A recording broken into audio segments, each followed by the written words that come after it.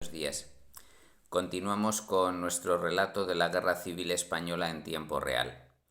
Hoy es 14 de agosto de 1937 y acaba de comenzar la prevista ofensiva franquista contra Santander. Pero procederemos por orden cronológico, ya que el ataque comenzó precisamente el 14 de agosto. El primer día de esta semana, 8 de agosto, la atención política internacional vuelve hacia China, donde el mes pasado comenzó una guerra abierta contra los japoneses, ya que hoy las tropas japonesas entran en la capital china de Pekín. Y además, esta misma semana atacan la ciudad de Shanghái, la más populosa del país. A diferencia de Pekín, que solo ha resistido un mes los ataques japoneses, Shanghái mantendrá la resistencia durante 3 meses. Pero como nuestro tema es la Guerra Civil Española, volvemos a ello. El día 9 de agosto hay cambios en la política interior republicana. Concretamente se crea el Servicio de Investigación Militar, que parece ser un centro de información de las Fuerzas Armadas, por su nombre, pero en realidad es la policía política del nuevo gobierno republicano con importante influencia comunista. Es decir, es considerada una policía política de los comunistas en la que participan asesores soviéticos del NKVD. Se centralizan con ello todos los servicios de información que llevaban funcionando desde el comienzo de la guerra y se reprime duramente no solo a la quinta columna fascista, sino también y sobre todo, porque es lo que es más abundante en la oposición a la República en esta fase de la guerra, a los disidentes republicanos, es decir, a anarquistas, trotskistas y demás críticos socialistas moderados, demás críticos con el gobierno de la República, que cada vez depende más de la Unión Soviética. Hay de hecho testimonios tan diversos como de un propio ministro comunista, Jesús Hernández, y de un militar profesional republicano a los que ya hemos hecho referencia en varias ocasiones. Me refiero a Jesús Hernández, que escribió en sus memorias: la temible policía del Servicio de Investigación Militar, organizada por los Tovarich, es decir, los camaradas soviéticos, era omnipotente. Ante ella temblaban políticos y magistrados, soldados y generales. Una acusación de sospechoso o desafecto al régimen ejercía una fulminante acción sobre el individuo, que sin defensa alguna ni defensor que se atreviera a hacerla, podía ser asesinado en una mazmorra o acribillado a tiros en la cuneta de cualquier carretera. En cuanto al coronel Pérez Salas, ya comentamos que eran varios hermanos, aquí no especifica cuál de ellos era el que escribió, pero era un militar profesional defensor de la República, igual que 2 de sus 3 hermanos. El SIM, tergiversando monstruosamente su cometido, poseía una red de agentes secretos encargados de espiar a cuantos se permitieran hablar mal del curso de la guerra o de la persona del presidente del Consejo, es decir, Negrín. Estos eran detenidos como contrarios al régimen. La crítica seria, que muchas veces era constructiva e incluso necesaria, estaba completamente prohibida y las libertades ciudadanas, aun con las restricciones propias del tiempo de guerra, absolutamente abolidas. Este siniestro servicio de represión más que de inteligencia tuvo 4 dirigentes a lo largo de la guerra. El primero fue el socialista Ángel Díaz Baza, que estuvo muy poco tiempo, al igual que su sucesor, el republicano Prudencio Sayagüés, y entre el año 1937 y 1938 lo dirigiría el coronel de la Guardia Civil Manuel Uribarri, también socialista. El último dirigente del SIM, entre 1938 y 1939, fue Santiago Garcés, de solo 23 años, también socialista y miembro de la milicia motorizada y que como tal había participado en el asesinato de Calvo Sotelo en 1936. No es esto lo único que afecta a la política interior republicana esta semana, porque el día 11 de agosto se disuelve el Consejo Regional de Defensa de Aragón, que como vimos tenía su origen en la colectivización de las tierras por parte de los anarquistas en los territorios ocupados o conquistados en la zona oriental de Aragón desde 1936.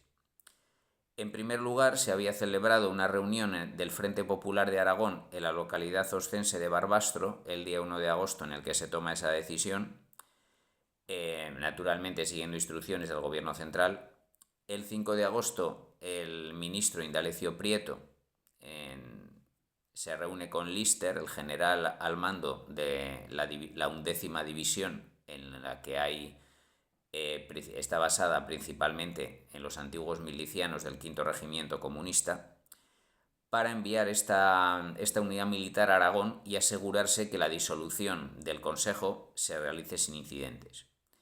De hecho, la excusa es que se está preparando una ofensiva contra la provincia de Zaragoza, que de hecho tendrá lugar el día 24, pero la misión previa de la 11 División es disolver las colectivizaciones con el apoyo de la 27 División local, que también es de origen comunista, y de las tropas procedentes de la columna Rovira, también de Esquerra Republicana de Cataluña. Es decir, comunistas y nacionalistas catalanes se encargan de disolver toda presencia política y económica del anarquismo en Aragón. Es decir, las colectivizaciones quedan disueltas y los comités locales, que son anarquistas, pasan a ser sustituidos por consejos municipales. Para ello se envían tropas a Alcañiz, sede de la CNT aragonesa, en Teruel, y a Caspe, en Zaragoza, sede del Consejo Regional de Defensa, que ya deja de existir el 11 de agosto, y se detiene a 600 personas anarquistas, y entre ellas Joaquín Ascaso, que será militante anarquista, ya comentamos, el día 17 de agosto.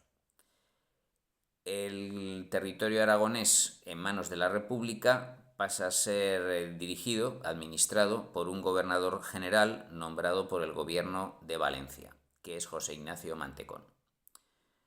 Así quedan las cosas en la Nueva España republicana. Y antes de pasar a la preparación de la ofensiva contra Santander, hay que recordar, por razones cronológicas, otro episodio de la guerra naval. El día 12 de agosto, cerca de Cartagena, el destructor Churruca, que tuvo un importante papel en los primeros días de la guerra a favor de la República, fue atacado por el submarino italiano Jalea cerca de la isla de Las Palomas, muy cerca de Cartagena. Hubo 4 muertos y el buque quedó averiado para el resto de la guerra, de manera que otro barco se añadía a la pérdida de unidades republicanas. Ahora sí comentamos la situación en el frente de Santander, ya que el 14 de agosto, con 35 días de retraso, comienza la ofensiva franquista sobre esta provincia. Para ello, las fuerzas franquistas estaban organizadas en 3 agrupaciones, también llamadas masas de maniobra. La masa A, o agrupación A, lo llamaremos, en el límite entre Vizcaya y Santander, o mejor dicho, Santander y Vizcaya, ya que los franquistas habían llegado hasta Ontón, bajo el mando de Ferrer de Miguel.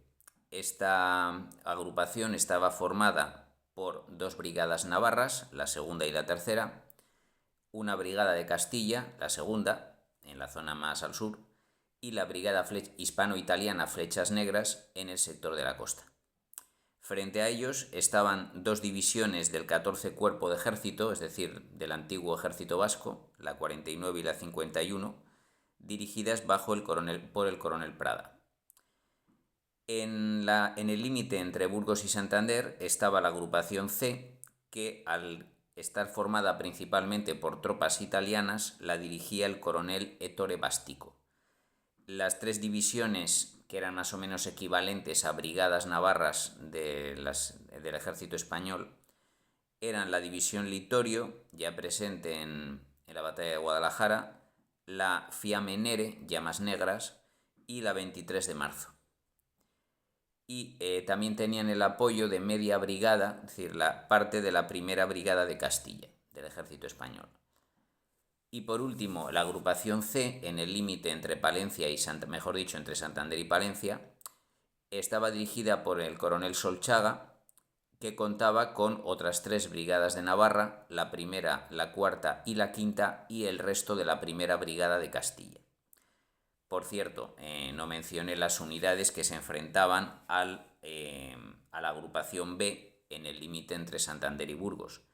Eran 2 divisiones del 15º Cuerpo de Ejército, es decir, el de Santander, la 52 y la 53, bajo el mando del coronel García Bayas, y una división del 14 Cuerpo de Ejército, es decir, el vasco, la 55.